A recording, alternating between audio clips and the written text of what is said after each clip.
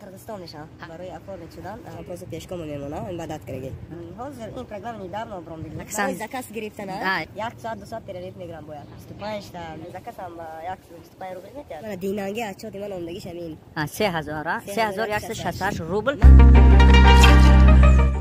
аввало ассалому алайкум тамошобинони гиромии канали Fars One. ман бо шумо толиб шоҳ. дӯстони азиз, аз ҳамаи шумо узри худро баён мекунам ки хело дур шуд ки мо шуморо надидем ва аз навигарои бизнеси худ шуморо хабардор накардем. дӯстони азиз, аз сабаби корҳои зиёд ва яке аз план нақшаҳои хуб дорам ки иншааллоҳ дар оянда ман пешкаши шумо онҳоро мекунам.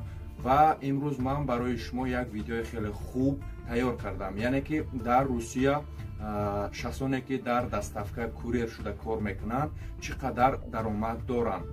инро худи шумо ҳозир мебинед. Як бародари қирғизистони тоҷик барои мо ёрдам кард, мо хоҳиш кардем ва барои мардуми тоҷик хело интервюи хуб дод.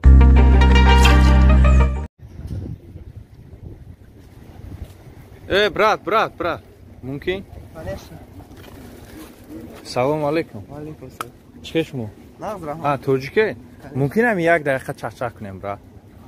По-братски фақат.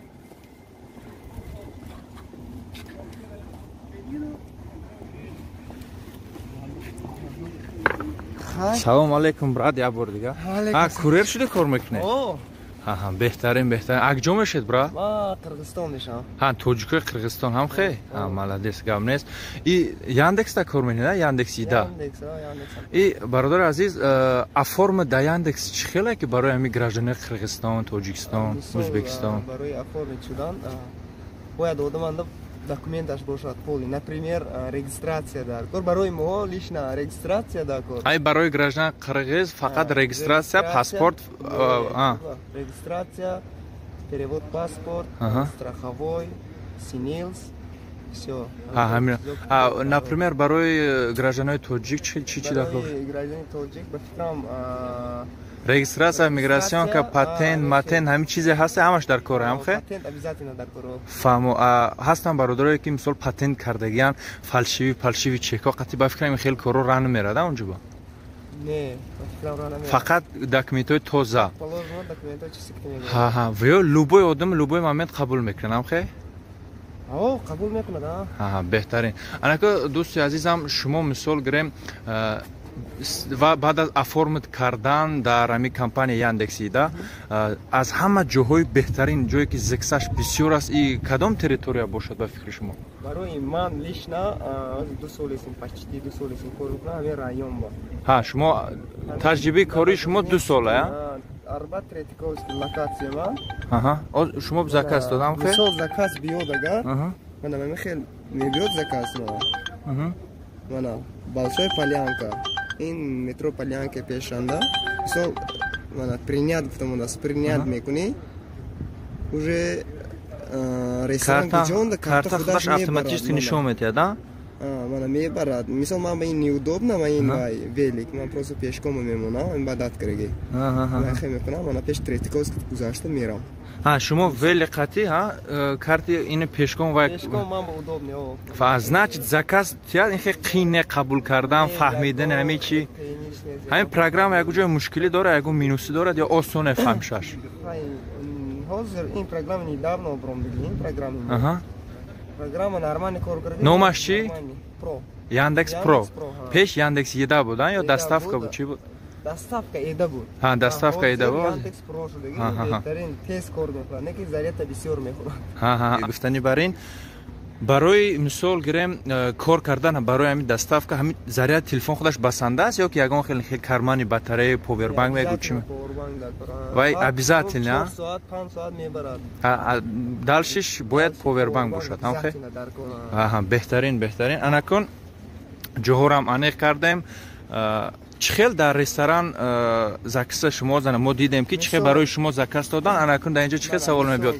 Заказ гирифтан, яъне ки ҳамун хӯрок дар ресторан чӣ хел одам мегирад? Мана мисол барои заказ гирифтан, мана маиҷанда номери заказ аст, мана 6014. Ҳамин 4 сифра мегӯед тамом. 60 14 همین یا که همین نامر برای همو کارگرای رستوران نشون دادن در 730 روبل همین نشون میتی میگیره یا خیلیش میپرسد ساستا ویزا کسا من ساستا ویزا کسی نشون میتی یا بورگا اگجو درام دید وایکن ساستا ویزا برای ساستا من توار دلیا پالوچینه توار دلیا پالوچینه زیر میکنیم تمام زمانا گامبورگر کلاسیک فهمو همین دالش قبول میکنید و چخیلی که قبول کردید کلینت هم ممکن دیدم در اینجا وای پریبل رستوران کردگی وقتی که پریبل رستوران وقتی که در رستوران نزدیک میشید همین پخش میکنید وقتی که همون خوراک در رستوران میگیرید بود اونجا با فکرم نوشتگی که پالوچا یدو ایلی کیمچی هم خیلی نوشتگی اگر این پخش کنیم اتوماتیک که باز برای سوی کلینت کارتک شده میشد خیلی آدرس کلینت نشون میداد باز هم خیلی رفته با پریبل کلینت با عدل یدو میشد همینه کلینت زیر میکنید زکس دودام است بعد عدل زکس زیر میکنید این تمام فهمو در یک روز شما چند ساعت کار میکنید تخمینا نو من گراف که خودم از ساعت 10 کار میکنم تا ساعت 4 بعد از ساعت 5 تا ساعت یا خیلی وقت میشد 9 یا خیلی وقت میشد 10 همین خیلی کار میکنم 1 ساعت 2 ساعت تریف میگیرم باید تخمینا 8 ساعت در یک روز کار میکنید 8 ساعت 9 ساعت کار فهمو در درون همین 8 ساعت 9 ساعت وقتی کاریتون شما چند زکاس میکنید میشد زکاس مثلا خیلی هر خیلی میشد میشد 25 تا میشد 18 تا میشد 15 تا شما ویلی قطعی هم خیلی کار میکنید شخصانی که پیشکام کار میکنن بیام هم خیلی 25 تا 18 تا 20 کار میکنن و ها با فکرم مثلا 8 ساعت کار کنن ممکن 12 13 14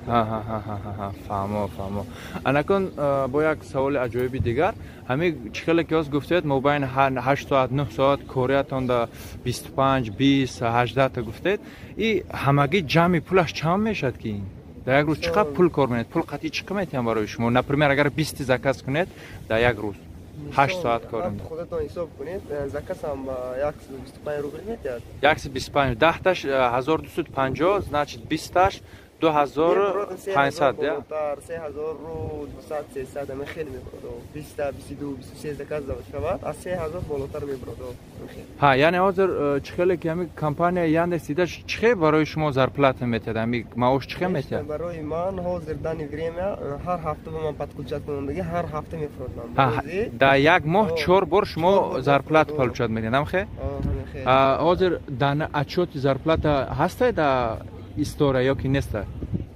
باشه. короче, ayman dinangi achchotamay, dinangi omdagi achchotamaz man nishon metam.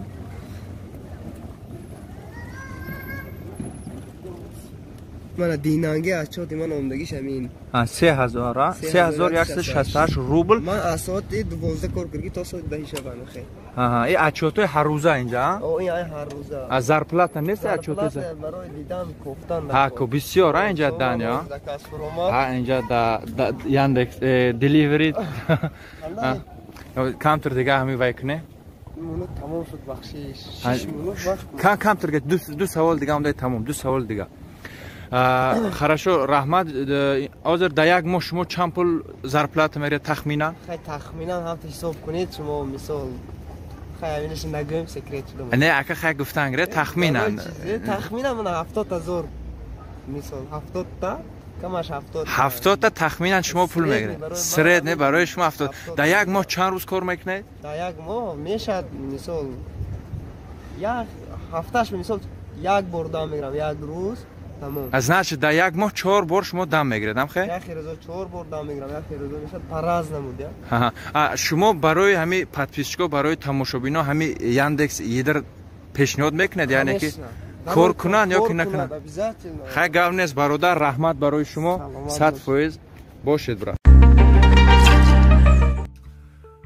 خلاصه من دوستان عزیز در این ویدیو چیست من مراجعت یکم به تمامی مردم توجیه کردنی هستم که کدام شما اگر کارهای خوب دارید و میخواهید که مردم توجیه در پهلوی شما بسیار باشد در کارهای خوب بسیار باشند شما میتوانید در ادناکلاسنیکی میرسایدوف طالب یا که اینستاگرامی میرسایدوف طالب نویسید. من با شما گفتگو میکنم. اگر که شما شبکه‌های مرا دریافت کردن نتونید، شما میتوانید در کامنتاریا نمره تلفنی خود را گذارید. من حتما به شما زنگ زده با شما گفتگو میکنم. مقصد اساسی ما این است که مردم تاجیک را به یک جای کار خوب تامین کردن. اگر که در حقیقتا کار شما خوب باشد، ما پرویرکا میکنیم. در حقیقتا کار خوب باشد، این را ما رکلام میکنیم که مردم تاجیک در جاهای کار خوب، البته جای کار خوبی شما باید معاشتان از 70,000 بالا باشد. اگر از 70,000 پایین باشد، کار خوب و نظم باشد، رکلام کردن شرط نیست. دوستان عزیز، باز یک مراجعت دیگر به بیزنسمن های تاجیکی که در روسیه و دیگر دولت های دیگر هستند، کدام شما میخواهید که مردم تاجیک از سکرت های بیزنسی خبردار باشد؟ به شما هم خود همون گپ بروید با من گفتگو کنید و ویدیو کنید. مینوس پیروسی هر یک بیزنسی که شما میتونید با ویدیو گیرید و با من رای کنید. من این رو با یوتیوب کانال خود و دیگر شبکه‌های خود میگذارم که خلق تاجیک با خبر باشد. انکون دوستان عزیز، خلاصه آخری من، خلاصه اساسی من، راستی گپ من خود هم تجربه کاری در کوریری دارم. به همون شخصان من این کار رو توصیه میدم که معاش شما از 70-90 هزار کم است. Если не считал, это также каждую неделю посчитал. Ага. Каждую неделю почти 21? Да. 21 тысяч? Когда нормально работаешь. 21 тысяч каждую неделю. یعنی چی خیلی؟ اگر هر یک شخص در یک روز 12 ساعت پیشگام یعنی پیاده کار کند، تا 70 یعنی از 70,000 روبل زیاد کار کردن او ممکن است. اگر شخصانی که با ویلگ یا که الکتروسمکت ماشین کار کنند، از 90-100 هزار بالا کار میکنند. البته وقتی که 12 ساعت یا که 12 ساعت زیاد کار کنند.